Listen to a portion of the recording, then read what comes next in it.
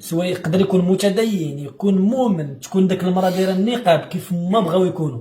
ما خلا رجل بامرأة إلا وكان الشيطان ثالثهما. تخيل أن الدين ديالنا حرم غير بمجرد الخلوة ديال الراجل مع امرأة، فما بالك بأنهم كيجلسوا كيبقاو يهضروا وتجي هي تبقى تشكي عليه حق راجلي دار لي كذا دار لي كذا، ويجي هو يبقى يقول لا لا الراجل ما كانش خصو يدير معاك هكا، والراجل ما مقدرش النعمة اللي عطيه الله مرأة زوينة وظريفة وكذا وكذا وكيدير معاها بحال هكا.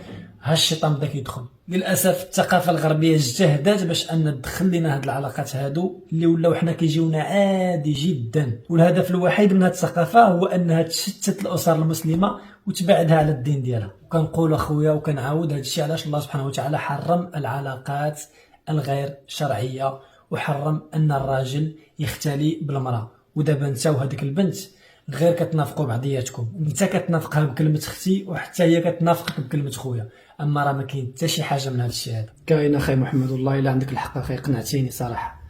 كنت غالط اخويا، انا صراحه كان كيسحب ليا يعني غير بحال اختي، ولكن كنت غالط بزاف صراحه. ما كاينش اخويا بحال امر الله. والله الله يا ودي مرحبا اخويا.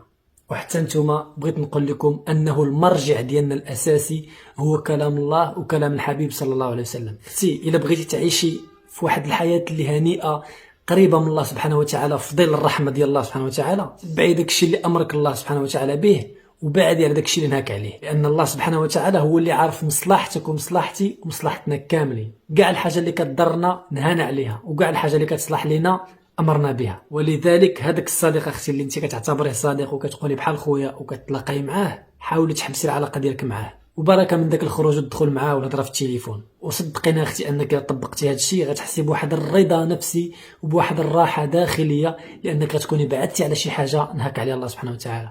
كنتمنى انك تفهمي هضرتي. تهلاي.